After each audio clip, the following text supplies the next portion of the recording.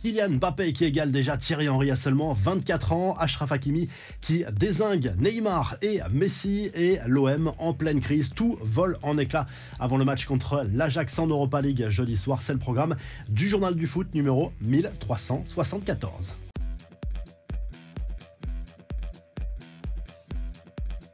Début réussi pour le PSG en Ligue des Champions. Victoire 2-0 des Parisiens mardi soir au Parc des Princes face au Borussia Dortmund. But signé Kylian Mbappé sur penalty, puis Achraf Hakimi en seconde période. L'attaquant français qui a inscrit son 35e but dans la compétition égale un certain Thierry Henry au deuxième rang des meilleurs buteurs français dans cette compétition pour un seul club. Vitinha a été excellent. L'attaque parisienne un petit peu moins, mais on a vu un PSG uni qui a joué en équipe. C'est en tout cas le sentiment d'Achraf Hakimi qui après le match a placé un petit tacle bien discret à Neymar et à Messi en expliquant que cette saison l'équipe défendait à 11 et forcément ça faisait la différence. Luis Enrique lui a été interrogé sur les chances de Kylian Mbappé de remporter le Ballon d'Or dès cette saison et il a encensé son buteur qu'il considère tout simplement comme le meilleur joueur du monde en ce moment.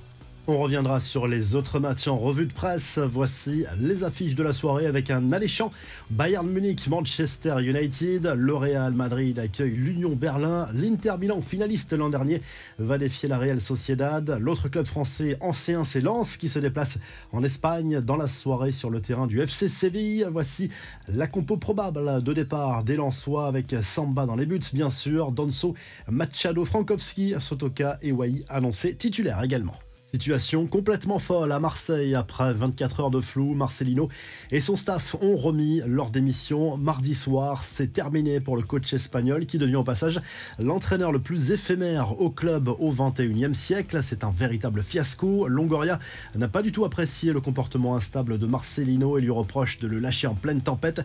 Des reproches ont été faits par Longoria sur le management de l'équipe et le jeu proposé depuis le début de la saison. En clair, l'OM ne pouvait plus continuer avec Marcelino. Après une réunion houleuse avec les supporters, l'ensemble de la direction, Pablo Longoria compris a choisi de se mettre en retrait. En clair, c'est un temps de réflexion pour savoir qui reste et qui quitte le navire. Certains se seraient carrément sentis menacés, mais à Marseille, de nombreux supporters ne se sentent pas représentés par ces leaders de groupe du Vélodrome qui veulent tout changer à l'OM. D'ailleurs, une pétition a été mise en ligne afin de réclamer le maintien de Pablo Longoria au poste de président et elle recueille déjà plusieurs milliers de signatures. Les infos en bref, la Mannschaft a trouvé son nouveau sélectionneur, c'est Julian Nagelsmann qui remplacera Hansi Flick avec un objectif, redresser la barre pour cette équipe allemande à quelques mois de l'Euro sur ses terres.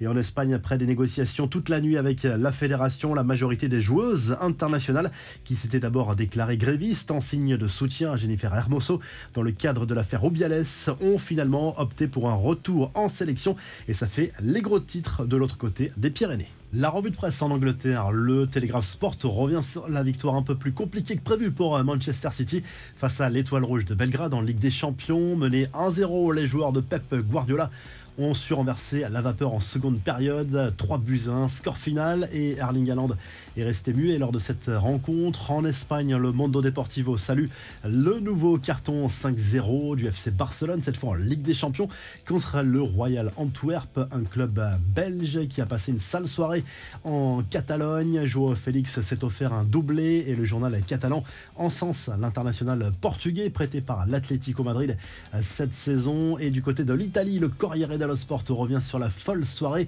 du gardien de la Lazio Rome, Provedel, qui a égalisé face à l'Atlético Madrid lors de ce match de Ligue des Champions à la dernière minute de la tête. C'est rarissime pour un gardien d'inscrire un but dans cette compétition. Score final, un but partout. L'AC Milan a fait match nul également à domicile face à Newcastle, 0-0. Dans le groupe du PSG, Mike Maignan est sorti blessé. Si le journal du foot vous a plu, n'oubliez pas de liker et de vous abonner et on se retrouve très rapidement pour un nouveau journal du foot.